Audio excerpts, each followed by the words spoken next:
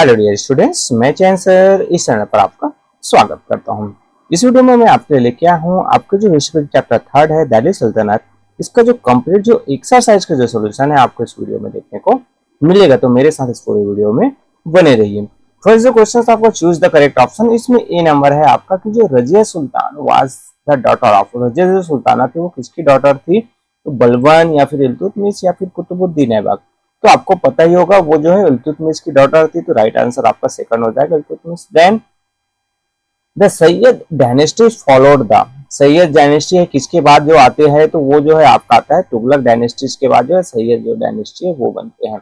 Then Ghazi Malik founded the, Ghazi Malik कौन सी जो डायनेस्टी है उसका? लोदी का कि तुगलक का कि भी सैयद डायनेस्टी? तो आपको पता होगा वो जो है तुगलक डायनेस्टी को स्टैब्लिश करते हैं कौन? गाजी मलिक। देन नेक्स्ट आता है आपका डी नंबर का, Malik Kafur was the army commander of, Malik Kafur किसका आर्मी कमांडर था? अलाउद्दीन खिलजी का, इब्राहिम लोधी या फिर मुबारक शाह? तो वो थे आपके फर्स्ट नंबर आ जाएगा अलाउद्दीन खिलजी का। देन लास्ट जो आपको choose the correct option E number है, the battle of Panipat was fought between Babur and, किनके बीच लड़ा गया था? गैसुद्दीन या फिर इब्राहिम लोधी या फिर आपका दौलत खान? तो फर्स्ट जो बैटल आता पानीपत का बाबर और इब्राहिम लोधी के बीच हुआ था, तो राइट ऑप्शन आपका क्या हो जाएगा? सेकंड हो जाएगा। देन नेक्स्ट आता है आपका मैच द कॉलम वाले क्वेश्चन। मैच द कॉलम में आपका कॉलम ए से आपको कॉलम बी मैच करने हैं। तो चलिए आंसर हम देख लेते हैं। यहाँ पर आपको जो लोधी डायनेस्टी है तो वो जो है 1451 से लेकर 1526 के बीच देखने को मिलेगा। ममलूक डायनेस्टी है वो 1206 से 1290 के बीच में।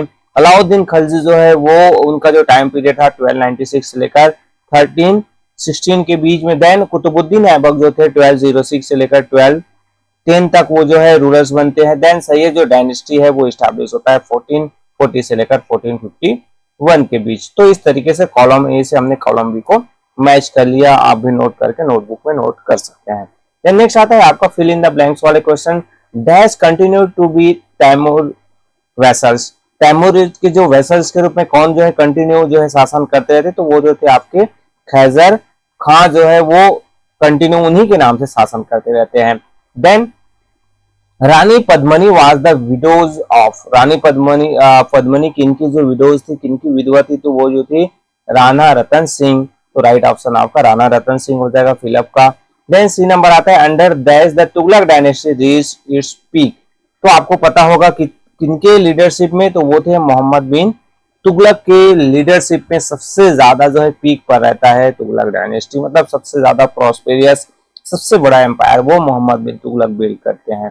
देन फिलिंग द ब्लैंक्स में डी नंबर का आता है कि Balban was the last dash ruler, Balban जो है कौन से डायनेस्टी है उसके लास्ट जो रूलर्स थे वो थे आपके ममलूक डायनेस्टी या फिर जिसे हम स्लैब डायनेस्टी के रूप में भी जानते हैं। देन लास्ट आपका फिलिंग द ब्लैंक्स है डैश सक्सीड खैजर खां, खैजर खां के बाद कौन बना? तो वो थे आपके मुबारक शाह जो है वो खैजर खां के बाद जो रूलर बनते हैं। तो इस तरीके से ये आपके फिलअप के आंसर हुए। देन नेक्स्ट आपका आता है राइट एंड रॉन्ग वाले क्वेश्चंस, जिसमें अगर स्टेटमेंट राइट है तो राइट का निशान लगाना है, रॉन्ग है तो रॉन्ग का निशान लगाना है। फर्स्ट नंबर आता है tanka were gold and silver coins, tanka जो था एक जो टांका वो बोलते थे तो वो गोल्ड और सिल्वर कॉइन्स होते थे, तो ये राइट है।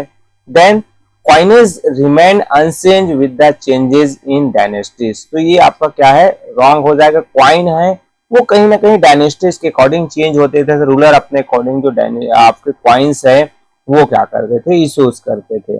देन ममलुक वेयर स्लैब्स, तो ये क्या थे? वो ये ट्रू हो जाएगा। ममलुक जो है क्या थे? स्लैब्स थे, दास से सेवक थे। Then Jahanpanah is the name of the third city of Delhi, ये आपका रॉन्ग स्टेट हो जाएगा, वो जो थर्ड में फोर्थ सिटी था दिल्ली का।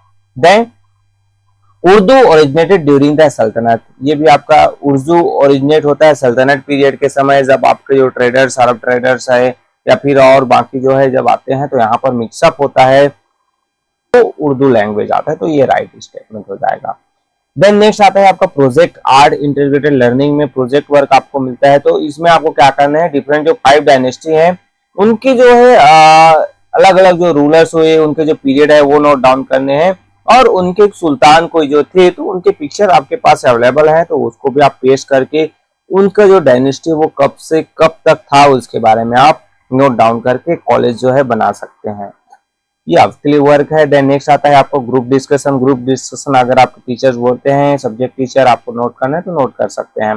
जैसे would you compare the sultans of Delhi सल्तनत to the early Muslim invader who had attack India. तो दिल्ली सल्तनत और जो उससे पहले जो मुस्लिम जो आए थे, जो इंडिया पर अटैक किए थे, उनके दोनों के आपको कंपेरिजन बताने हैं। जैसे मैंने यहाँ पर बताया कि बात concrete north India and establish Islamic rules, मतलब जो दोनों जो है कहीं ना कहीं मुस्लिम इन्वेडर्स या फिर जो दिल्ली सल्तनत के हैं वो नॉर्दर्न इंडिया पर ज्यादा अटैक करते हैं और वहां पर वो अपना रूल इस्टेब्लिश करते हैं। बट जो अर्ली जो इन्वेडर्स है, जो पहले जो आक्रमण हुए, उनका जो focus on plunder while sultans build lasting empires, मतलब पहले जो अटैक किए तो वो ज्यादा से ज्यादा यहाँ को जो है लूटना चाहते थे, यहाँ की धन संपदा को लूट कर ले जाना चाहते थे। बट जो सुल्तान है यहाँ पर वो अपना एम्पायर, अपनी जो डायनेस्टी है वो बिल्ड करते हैं। The sultans also blended India and Islamic styles created a unique culture legacy. साथ ही साथ जो सुल्तान है वो यहाँ पर क्या करते हैं, इंडिया में डिफरेंट इस्लामिक स्टाइल के जो है डिफरेंट जो कल्चर है वो यहाँ पर बिल्ड करते हैं। तो ये ग्रुप क्वेश्चन से रिलेटेड पॉइंट। देन नेक्स्ट आता है आपका एनालाइजिंग एंड एवल्यूटिंग वाले क्वेश्चन, जिसमें do you think makes the Qutub Minar the most unique structure of its kind, मतलब इस तरीके का जो कुतुब मीनार है वो अपने आप में एक अजूबा है। इसके बारे में हम आंसर में दे सकते हैं कि the Qutub Minar's combination of height, brick construction, Indo Islamic architecture elements, intricate designs and historical context make it a truly unique structure in the world of architecture। Means जो कुतुब मीनार बना है तो उसमें जो उसकी जो हाइट्स है ना, साथ ही साथ जो ब्रिक से जो है बनाया गया है, ब्रिक कंस्ट्रक्शंस है, वो इंडो इस्लामिक जो आर्किटेक्चुरल जो एलिमेंट्स से जो है डिजाइन जो है उसका है, इंट्रिकेटेड डिजाइन है, हिस्टोरिकल जो कंटेंट्स है, तो ये सभी जो क्या है कुतुब मीनार को एक यूनिक स्ट्रक्चर बनाते हैं। अपने आप में एक अकेला स्ट्रक्चर इस तरीके से हमें देखने को मिलता है। तो ये आंसर आपके जो है 7 के हुए। देन नेक्स्ट आता है आपका शॉर्ट आंसर वाले क्वेश्चंस। हिस्ट्री में आप मैंने पहले प्रीवियस चैप्टर आपने देखा होगा, तो मैंने कहा है कि भाई हिस्ट्री में थोड़े से क्वेश्चन आंसर लॉन्ग बनते हैं, मैं पॉइंट्स वाइज देता हूँ, इसी कारण से आपको शॉर्ट करना है तो आप कुछ पॉइंट स्किप करते हुए आप शॉर्ट में नोट कर सकते हैं अगर आपके टीचर्स अलाउ करते हैं तो। चलिए फर्स्ट जो आता है right about Syed dynasty. Syed dynasty के बारे में आपको लिखने हैं, तो भाई पूरा लिखने जाएंगे तो आंसर जो है ऑटोमेटिकली लॉन्ग बन जाता है। आंसर में आपका था Sayyid dynasty establish by Khizr Khan. Sayyid dynasty को खैजर खान एस्टैब्लिश करते हैं। After his death Khizr Khan was succeeded by his son Sayyid Mubarak Shah and later Mohammad Shah declare himself sultan. मतलब जो सैयद डायनेस्टी को जो खैजर खान एस्टैब्लिश करते हैं, उसके बाद उसके जो सन है सैयद मुबारक शाह वो जो है रूलर बनते हैं, फिर बाद में मोहम्मद शाह बनते हैं और अपने आप को सुल्तान वहां का डिक्लेयर कर देते हैं। Mohammed Shah was a weak and incapable rulers, मतलब मोहम्मद शाह उतने पावरफुल कैपेबल रूलर्स नहीं थे। Then his son and the last ruler of Sayyid dynasty, Alauddin Alam Shah, was not interested in ruling the Sultanate and readily gave it to Bahlul Khan Lodi when he attacked Delhi. मतलब जो last rulers हुए Syed dynasty के, अलाउद्दीन आलम शाह, वो उतने ज्यादा capable नहीं थे और वो रूलिंग भी नहीं करना चाहते थे। तो इसी कारण जब बहलूल खान लोधी जब अटैक करता है दिल्ली पर, तो वो जो है अपना सरेंडर कर देता है और यहीं से ही जो ये जो सैयद डायनेस्टी है वो एंड हो जाता है और लोधी डायनेस्टी स्टार्ट होता है। तो ये इसका एक आपका आंसर हुआ फर्स्ट का ए नंबर का। देन बी नंबर हम देखें तो इनुमरेट the achievement of Alauddin Khilji. Alauddin Khilji का जो है आपको अचीवमेंट बताने हैं। तो आंसर देखें तो Alauddin Khilji was the only one who conquer not just regions in northern India but also invaded the south. मिस अलाउद्दीन खिलजी एक क्या था कि one who conquer not just region in northern India, मतलब अलाउद्दीन खिलजी ने नॉर्दर्न इंडिया को नहीं जीते थे, वो साउथ में भी गए थे। साथ ही साथ वो क्या है कि इनको he had conquered Ranthambore, Chittor, Mandu and annex Devagiri. मतलब वो क्या करते हैं, रणथंबोर को जीतते हैं, चित्तौर मंडू है उसको अपने अंडर कंट्रोल में, साथ ही साथ जो डेक्कन एरिया पर जो देवागिरी था उनको भी वो जीत लेते हैं। He also thwarted two attempts by Mongols, मतलब जो मंगोल के द्वारा बार बार जो अटैक किया जा रहा था, 2 अटेम्प्ट किया था, 2 बार जो आक्रमण किए थे, तो उनको भी वो रोकने का काम, उनको हराने का, पराजित करने का काम जो है कौन किए थे? अलाउद्दीन खिलजी जो किए थे। तो ये आपका बी का आंसर। देन नेक्स्ट आता है आपका C, write a short note on the rule of Razia Sultan. जो रजिया जो सुल्ताना थी उसके बारे में आपको बताने हैं। तो आंसर देखें तो Razia Sultana was the only women ruler to have ruled from Delhi. एक अकेली महिला थी जो दिल्ली सल्तनत पर, दिल्ली से शासन करते हैं। She was an able administrator and a shrewd politician who managed to prevent her nobles from revolting. इसके बारे में हमने और बेहतर अच्छे से एक्सप्लेनेशन देखा है। अगर आपने एक्सप्लेनेशन नहीं देखा तो डिस्क्रिप्शन में आपको उसको लिंक मिल जाएगा, साथ ही साथ ऊपर आई बटन जहां पर आता है तो वहां पर भी आपको इसका लिंक मिल जाएगा। एक्सप्लेनेशन जाइए, पूरे चैप्टर को देखिए, इजिली आप अपने से भी क्वेश्चन आंसर कर सकते हैं, है ना। तो यहाँ पर रजिया सुल्तान जो महिला थी वो एक बेहतर एडमिनिस्ट्रेटर थी, मतलब अपने एरिया को बेहतर तरीके से चलाती थी। पॉलिटिशियन इतने अच्छे थे कि वहां पर जो नोबल जो लोग थे उनको वो बेहतर तरीके से मैनेज किए थे। तो was a capable ruler, but because she was a woman, she faced many difficulties and was finally killed. मतलब वो कैपेबल एक अच्छी रूलर थी, बट एक महिला होने के कारण जो लोग हैं, उनके आसपास के जो लोग हैं, मंत्री है, वो ही उनको पसंद नहीं करते थे, जिस कारण से एक दिन उसकी हत्या हो जाती है। देन नेक्स्ट आता है आपका, what was the condition of the economy under the सल्तनत। सल्तनत पीरियड में जो इकोनॉमिक कंडीशंस किस तरीके की थी, तो उसका आंसर देखिए तो the common factors in the economy of all the dynasties of that time was that they were based on agriculture. मतलब उस समय जो जितने भी सल्तनत पीरियड में देखे तो मेन जो इकोनॉमी जो किस पर बेस्ड था, वो एग्रीकल्चर पर बेस्ड था। The primary sources of revenue was agriculture, मतलब रेवेन्यू का जो राजा महाराजा हैं उनका इनकम का जो सोर्स था वो एग्रीकल्चर जो रेवेन्यू था, मतलब जो भी प्रोडक्शन होता था उसका कुछ जो शेयर है वो रूलर्स के पास जाता था, तो वही मेन जो सोर्स था रेवेन्यू का। Also each rulers created new coins with his name on it, मतलब जो रूलर्स थे वो अपने नाम से वहां पर कॉइन भी इशू करते थे। Then this coins were mostly of gold and silver and generally referred to as a tanka, मतलब ये जो कॉइन है वो गोल्ड या सिल्वर से जनरली बने रहते थे, तो इसको टांका कहा जाता था, टांका के नाम से जाना जाता था। Then trade routes to the coastal cities boosted economy, मतलब जो ट्रेड जो रूट से कोस्टल जो सिटीज, मतलब समुद्र वाला जो किनारे एरिया था वहां पर जो पोर्ट थे, जो जहां पर शिप्स आकर रुकते थे, तो उससे कहीं ना कहीं इकोनॉमी है वो क्या होती थी, बूस्ट होती थी। The declining trade has serious effect on the economy and the treasury, मतलब जैसे जैसे ट्रेड है वो क्या होने लगा, डिक्लाइन होने लगा। ट्रेड रूट्स है, कोस्टल जो रूट्स है वो धीरे धीरे डिक्लाइन होने लगे, तो इसके कारण से इकोनॉमी है वो डिक्लाइन होने लगा, और ट्रेजरी है, खजाना है, वो भी धीरे धीरे क्या होने लगा, खत्म होने लगा था। तो इस तरीके से ये जो सल्तनत पीरियड के समय हम इकोनॉमी देख सकते हैं। देन लास्ट आपका शॉर्ट आंसर में आता है ई नंबर का, compare the architecture of Tughlaq dynasty with the architectures of Sayyid and Lodi dynasty. अब दोनों में कंपैरिजन करने हैं।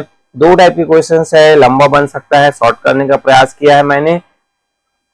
आंसर देखें तो architecture flourish during the Tughlaq rain, Tughlaq के समय जो आर्किटेक्चर है वो फ्लोरिश बहुत अच्छा था। Tughlaqabad city where the palace was made of yellow bricks and the architecture itself was moulded in Roman style, मतलब तुगलकाबाद एक जो सिटी बना था वो येलो ब्रिक से बना हुआ था, वहां पर जो आर्किटेक्चर है वो रोमन स्टाइल में था। गैसुद्दीन का जो तंब है वो कहीं ना कहीं एक मास्टरपीस है, began design as a miniature self contain fortress, किले से घेराबंदी हुआ एक जो मिनिएचर टाइप का जो है मास्टरपीस है। तो इसी के अलावा और बहुत सारे जो आपका जो वहां पर जो सिटी जो बना आपका, जहां पर आपका जो डिफरेंट सिटीज जो बने, टर्म्स जो बना, वो कहीं ना कहीं इसका एग्जांपल हो सकता है। लंबा करना चाहेंगे तो और लंबा हो सकता है आंसर। इसमें और है कंपैरिजन में हम जो देख रहे हैं, the architecture of Sayyid and Lodi dynasty is not as a impressive और extensive due to weak treasuries and disinterested rulers, मतलब सैयद और लोधी डायनेस्टी के समय उतने इंप्रेसिव और एक्सटेंसिव, उतने ज्यादा जो है हमें आर्किटेक्चर जो चीजें बनी हुई जो बिल्डिंग्स वगैरह है, मॉन्यूमेंट्स है, वो नहीं मिलते हैं। क्यों? क्योंकि उस समय जो खजाना है, ट्रेजरी थी, वो भी कम था, खाली था, और रूलर भी उतने ज्यादा इंटरेस्टेड नहीं थे। बट उस समय से देखें तो their construction were restricted to small tombs and museums, मतलब उस समय छोटे छोटे जो मकबरे जो बने या फिर जो म्यूजियम बना, जैसे यहाँ पर एग्जांपल में आप देख सकते हैं tombs of Mubarak Sayyid, Mohammed Sayyid and Sikandar Lodi are example of the style of architecture during this dynasty. तो ये उनके एग्जांपल्स हैं जो इनके टॉम्ब जो बने हुए हैं। देन नेक्स्ट आता है आपका long answer questions. Long miss long होता है, आप पॉइंट्स में है, शॉर्ट करना चाहे तो कर सकते हैं। Right in detail about the Tughlaq dynasty. Tughlaq dynasty के बारे में आपको डिटेल में नोट डाउन करने हैं। डिटेल में मैं शॉर्ट करने का प्रयास किया हूं। आंसर में देखिए तो Ghazi Malik was the founder of Tughlaq dynasty and assume the title of Ghiyasuddin Tughlaq. तो गाजी मलिक है, उनके द्वारा जो है तुगलक डायनेस्टी स्टैब्लिश किया जाता है। वो फाउंडर थे उनके, और बाद में वो अपने आप को गैसुद्दीन तुगलक के रूप में टाइटल नवाजते हैं। मतलब लोग जो है उनको गैसुद्दीन तुगलक के रूप में जानते हैं। He ruled for a short time and was succeed by his son Muhammad bin Tughlaq. मतलब ये जो गैसुद्दीन तुगलक है वो शॉर्ट कुछ समय के लिए शासन करते, 5 और 6 ईयर। देन उसके बाद उसका जो बेटा है मोहम्मद बिन तुगलक वो रूलर्स बनता है। During the reign of the Mohammed bin Tughlaq the dynasty reach its peak. Means जो ये जो मोहम्मद बिन तुगलक है उसके समय सबसे ज्यादा जो है तुगलक डायनेस्टी है वो ग्रोथ करता है, फैलता है, रीच पर, पीक पर होता है। Then after his death in 1351 his cousin Firoz Tughlaq ascend the throne. मतलब आपके 1351 में जो है मोहम्मद बिन तुगलक की डेथ होती है, तो उसका जो कजिन है फिरोज जो तुगलक है वो रूलर्स पर आते हैं, गद्दी पर बैठता है। He did not expand the sultanate and was not active military। मतलब वो अपना एरिया को उतना ज्यादा बढ़ाता नहीं है, क्योंकि वो मिलिट्री पर उतना उनका कमांड नहीं होता है। वो जितना मिला हुआ था उसी पर वो खुश रहता है। तो he was more of an administrator and did improve the condition of society। मतलब वो जो है अपने जितना एरिया मिला था वहां पर वो बेहतर प्रशासन शासन करना चाहता था, और वहां का जो कंडीशन जो सोसाइटी था, वहां समाज है, वहां के लोग हैं, उनका कंडीशन को बेहतर करने का प्रयास है फिरोज शाह तुगलक करते हैं। देन नेक्स्ट इसके बाद आता है after his death the decline of the Tughlaq dynasty began. इसके बाद फिरोज के तुगलक के बाद और जो रूलर्स आते हैं वो उतने कैपेबल नहीं होते हैं, तो धीरे धीरे तुगलक डायनेस्टी है वो डिक्लाइन होने लगता है। During the reign of Mohammed Nasiruddin Tughlaq, जो मोहम्मद नसरुद्दीन तुगलक है उसके समय तैमूर जो मंगोल से थे, तैमूर है वो अटैक करते हैं। Then the Tughlaq continue to rule till their dynasty ended in 1413। मतलब फिर बाद में जो है इस तैमूर के अटैक से जो है मोहम्मद नसरुद्दीन तुगलक वो कमजोर हो जाता है। उसके बाद और जो रूलर्स बनते हैं तो वो कैपेबल नहीं होते हैं, तो फिर फाइनली जाकर 1413 में ये जो तुगलक डायनेस्टी है वो क्या हो जाता है, एंड हो जाता है। नेक्स्ट आपका बी नंबर का आता है discuss the Mamluk dynasty and who according to you was the best ruler of the dynasty. Mamluk dynasty के बारे में आपको बताना है, और कौन जो बेस्ट इसके रूलर थे अपने अकॉर्डिंग बताना है। तो आंसर देखें तो Qutbuddin Aibak was the first ruler of the Mamluk dynasty, ruled from 1206 to 10 AD from Delhi. Means जो कुतुबुद्दीन ऐबक है वो ममलुक डायनेस्टी के फर्स्ट जो रूलर थे, और इसी ने जो है ममलुक जो डायनेस्टी है वो स्टैब्लिश करते हैं। इनका जो रूलिंग पीरियड था 1206 से लेकर 10 AD तक ये जो है दिल्ली पर शासन करते हैं। Then after his death his son ascend the throne but was defeated by Iltutmish the following years. मतलब जो कुतुबुद्दीन ऐबक के बाद उसका जो बेटा है वो गद्दी पर बैठता है, बट उसी ईयर ही इल्तुतमिश जो आपके कुतुबुद्दीन ऐबक के क्या थे, दामाद थे, है ना, तो वो जो है हरा देते हैं अपने साले को। मतलब कुतुबुद्दीन ऐबक का जो बेटी का हस्बैंड था कौन, इल्तुतमिश, तो वो जो है हरा देते हैं कुतुबुद्दीन ऐबक के पिता, उनके जो बेटे हैं उनको, और फिर वो गद्दी पर आते आते हैं। Then Iltutmish rule from 1211 to 36 AD। Then he nominated Razia Sultan his daughter as his successor। Iltutmish के बाद उनकी जो बेटी है रजिया सुल्तान वो रूलर बनती है। Then in 1245 AD her brother Nasruddin Mahmood became the next सुल्तान। 1245 में जो है रजिया सुल्ताना की उनको किल कर दिया जाता है, उनको मर्डर कर दिया जाता है, और उनका जो भाई है नसरुद्दीन महमूद वो जो है रूलर बनता है। Then he was not capable and the sultanate was ruled by his prime minister उलग Khan Balban. मतलब जो नसरुद्दीन उतना कैपेबल नहीं था, तो उनके जो मेन जो हेड जो मिनिस्टर थे, प्राइम मिनिस्टर थे बलबन, वो जो है क्या करते हैं, उनके नाम से रूल करते हैं। मतलब नाम का तो रूलर नसरुद्दीन मोहम्मद महमूद होता है, बट जो पूरा का पूरा जो पावर है वो बलबन के पास रहता है। सो नसरुद्दीन महमूद है, उनके डेथ के बाद after his death Balban ruled from 1266 to 86 and was the last capable ruler of Mamluk dynasty। Means अब जैसे ही महमूद का जो डेथ हो जाता है तो जो बलबन है वो अब अपने नाम से खुद रूलर बन जाता है और 1266 से 86 के बीच में वो शासन करता है। और जो बलबन है वही एक कैपेबल रूलर था ममलुक डायनेस्टी का। फिर उसके बाद धीरे धीरे ममलुक डायनेस्टी डिक्लाइन होने लगता है और फाइनली एक जो नई डायनेस्टी है वो कैप्चर कर लेता है दिल्ली को। Then according to me Ulugh Khan Balban was the best ruler of dynasty. अब आप अपने अकॉर्डिंग बोल सकते हैं कि भाई मेरे अकॉर्डिंग जो है बलबन है वो बेस्ट रूलर था इस डायनेस्टी का। क्यों? क्योंकि because he concentrated more on the administration system then military. मतलब ये जो बलबन है वो क्या करते हैं कि भाई वो तो शासन करते हैं बट वो अपनी जो मिलिट्री है उसको स्टैंड उतना फोकस नहीं करते, क्योंकि उनकी आर्मी तो पहले से मजबूत थी। तो वो जो है एडमिनिस्ट्रेशन पर मतलब लोगों पर जो ध्यान ज्यादा देते हैं, इस कारण से मैं जो है इनको ज्यादा बेहतर रूलर मानता हूं किसमें, ममलूक डायनेस्टी का।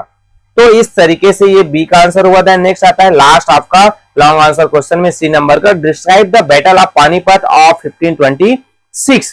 पानीपत का बैटल है उसके बारे में आपको बताने हैं।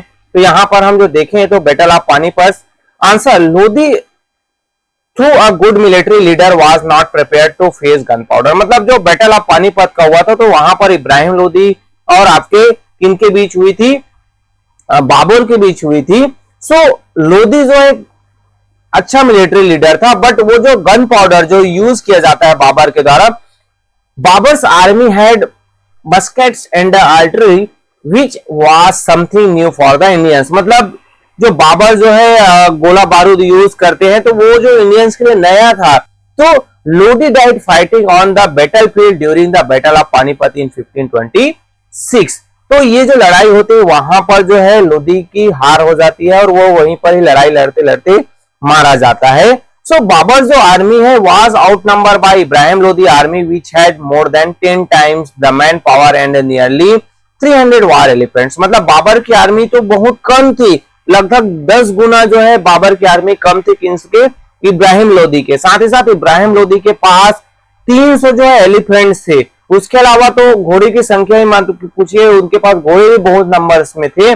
फिर भी जो है but the final result were the outcomes of Babar's use of gunpowders and a cannon that created panic on the battlefield due to the loud sound। मतलब फिर भी जो है फाइनली जो है बाबर जीतता है क्योंकि वो गन पाउडर का यूज करता है, कैनन बंदूक वगैरह का यूज करता है और इससे जो है लड़ाई के मैदान में भगदड़ मच जाता है। क्योंकि भाई जो लाउड जो साउंड है तो जब गोला बारूद चलता है तो उससे जो साउंड निकलता है उससे जो घोड़े हाथी है वो घबरा जाते हैं और अपने ही जो सैनिक हैं उनको कुचलते हुए पूरे बैटल फील्ड में लड़ाई के मैदान में भगदड़ मचा देते हैं। इसके कारण से जो इब्राहिम लोधी है उनकी हार हो जाती है। तो यहां पर फाइनली ये जो चैप्टर है उसका जो सॉल्यूशंस है मेरे द्वारा कंप्लीट होता है। होपफुली आपके लिए हेल्पफुल होगा, आप बेहतर तरीके से इस चैप्टर को अंडरस्टैंड कर पाए होंगे। तो अगर वीडियो आपके लिए हेल्पफुल है तो आपको बस वीडियो को लाइक कर देना है, अपने क्लास फ्रेंड के साथ भी शेयर कर सकते हैं ताकि उनका भी हेल्प हो जाए।